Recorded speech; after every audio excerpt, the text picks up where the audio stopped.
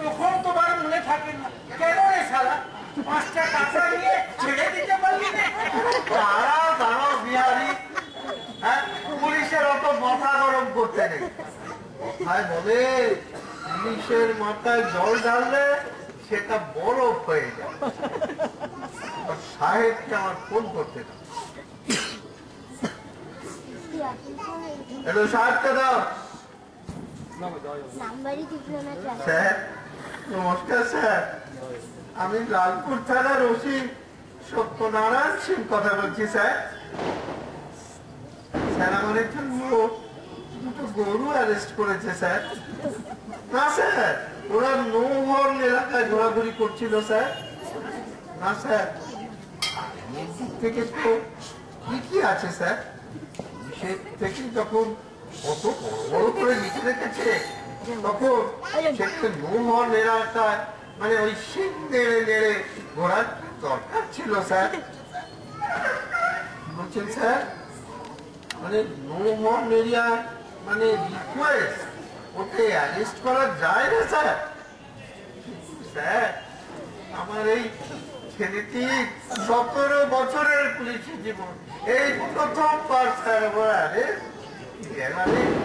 ছেড়ে দিন স্যার। ওর বন্ধু বান্ধবেরা করতে দিয়ে হাসি করবে স্যার। কি বলছেন স্যার? 140 দাঁড়াবে? হ্যাঁ হ্যাঁ হ্যাঁ হ্যাঁ স্যার, তার তো দেওয়া যেতেই পারে স্যার। না স্যার ওখানে 144 ছিল না, কিন্তু স্যার ধরুন ওখানে আমাদের এই যে রাজভবন স্যার, রাজভবনের সামনে রাজভবনের ভিত করার দিন থেকে স্যার 144 ধারা জারি করা লোক জানে স্যার।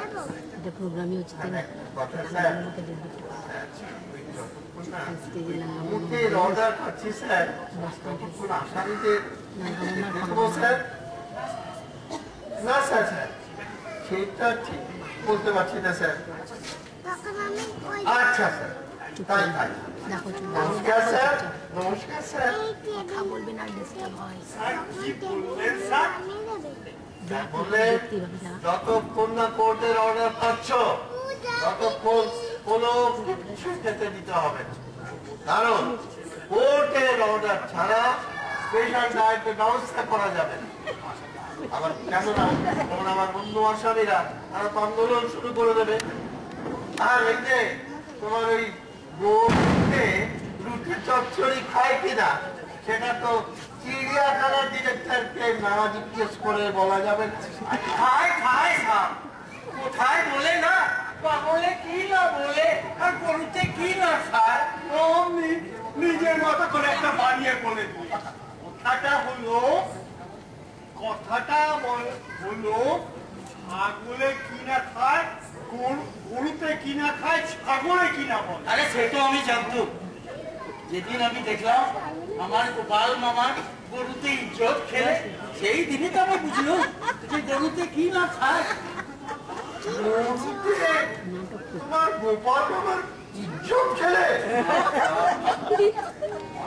আমার গোপাল মামা একবার পাড়ার কালী পুজোর সেক্রেটারি হয়েছিল। বিরাট পাড়া, বিরাট পুজো, বিরাট ব্যাপার স্যার। পুজো টুজো হয়ে যাবার পর মামা একদিন বসে বসে বাড়ির বারান্দায় হিসাব করতে বসলো, মানে কত টাকা খরচ হলো, কত টাকা আদায় হলো, এইসব মামার পাশেই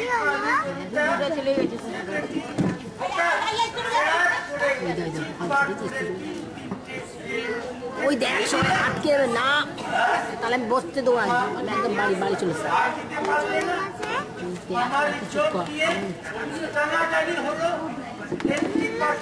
নাটকটা দেখো কথা শুনিয়ে দিল। ওই দেখো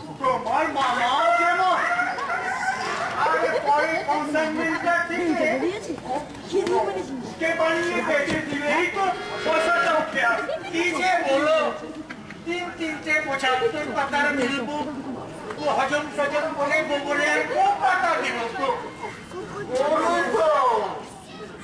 গরু তো কিছু বেরোতো না, কত ভাবতে দেখতে ওই তিনটে বিল বই আস্ত খেয়ে ফেললো, তিনটে বিল বই বাদ করে দিল।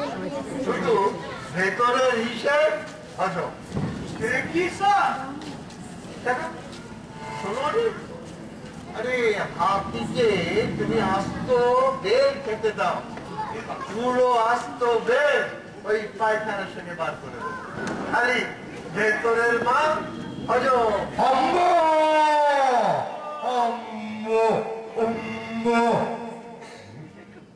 এই অনন্ত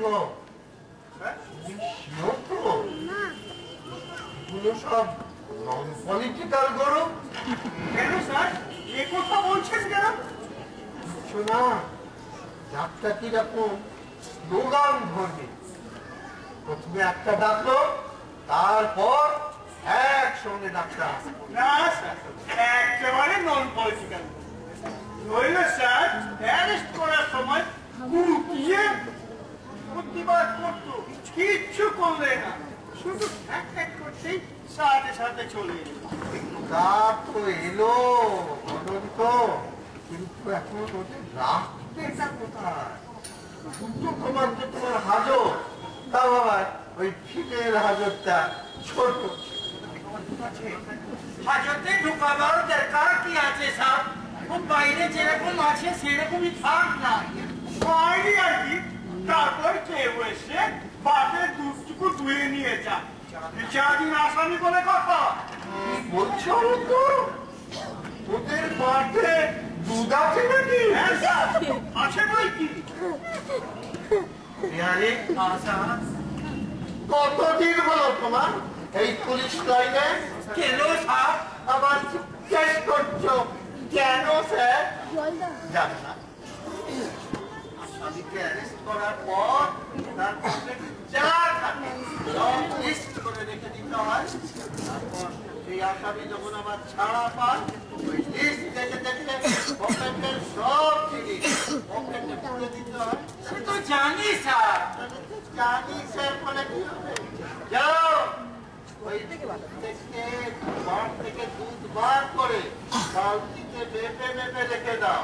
তারপর যখন ছাড়া পাবে তখন ওই বালতি না, আমি কিন্তু বকবো না, বারবার যাতায়াত করলে লোকগুলি বকবে কিন্তু। কোথায় আছিস তুই?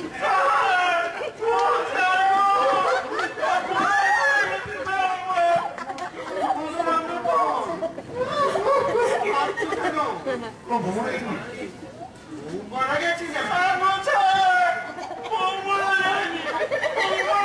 শুধু চোখের জল বেরোতো, আওয়াজ বেরোতো। ওদিকে যাও তো। তাহলে অমন করছো কেন? বাবা গো, কি হবে গো?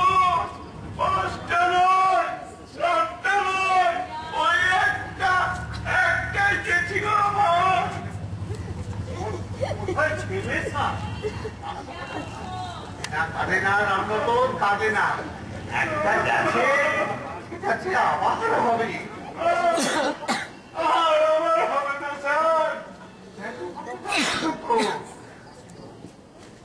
জান, কি কথা তুমি একবার ভাবো রামরতন, তুমি এরকম ভেঙে পড়লে হবে?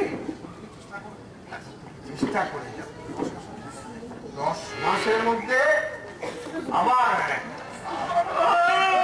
হবে না গো স্যার। কেন হবে না রামরতন? চার্লস চ্যাপলিনের 80 বছর বয়সেও ছেলে হয়েছে। ছেলের জন্য ভাবিনি স্যার, ছেলে আমার 8টা আছে, ওরা বললে বাস্তব। সেই জন্য তুমি আমার বন্ধু, হ্যাঁ গো স্যার, বন্দুকটা ছিনতাই হয়ে গেছে। বন্দুক ছিনতাই রূপন্থী কার্যকলাপ করতে বন্দুক ছিনতাই করেছে? হ্যাঁ গো স্যার, আমি গরুর মতো কাজ করেছি, তাই বন্দুকটা ছিনতাই হয়ে গেল। পাগল করে দেবে। তুমি একটু স্থির হয়ে বলো দেখিনি ব্যাপারটা কি হয়েছে?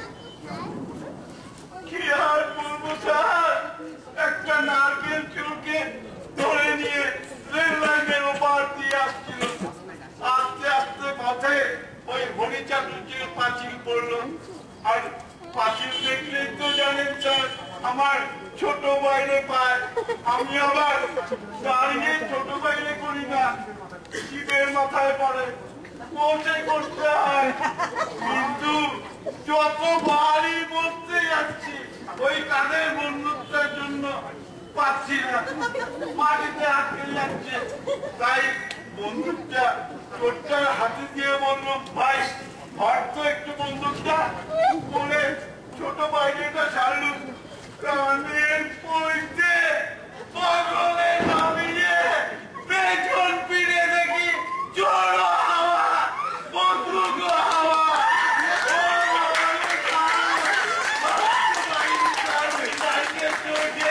বন্দুক চোর হবে স্যার, কেন যে রাস্তায় আস্তে আস্তে পথে ওই হরিচাঁদের পাতিলকে পড়লো স্যার। আর একটু সহ্য করতে পারবে না রামরতন? সরকারকে বলে এই থানার মধ্যে তোমার জন্য চীনের প্রাচীর তৈরি করে যতবার ইচ্ছে ওই খামে পড়তে জড়াবে।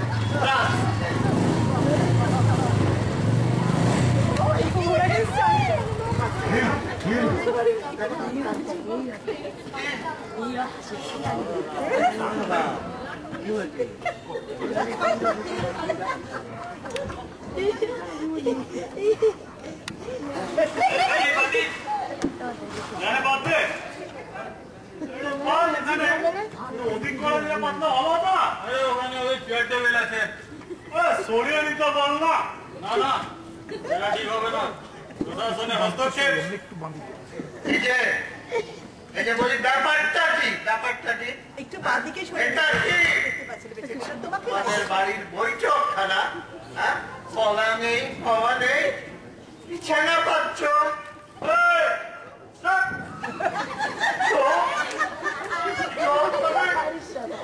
আমার থানা, আমি চোখ, তোমরা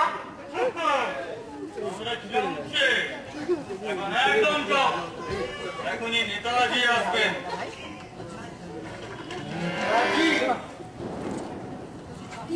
নেতাজি জীবিত? জীবিত মানে জনজ্যান্ত জীবিত, এক্ষুনি এখানে এসে পড়বে। আমার থানায় নেতাজি আসবেন? কি আনন্দ, কি আনন্দ!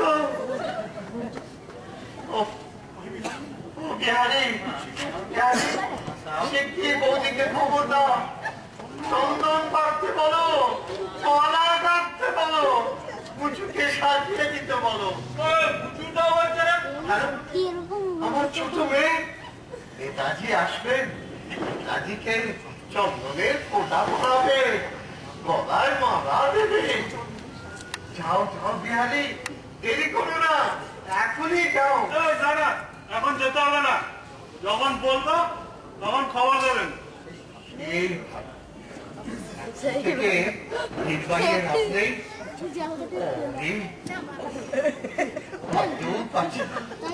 পরে যা ভিড় হবে। ছোটবেলায় দুখানা লুচি আর একটু পদের লোভে কত 23শে জানুয়ারি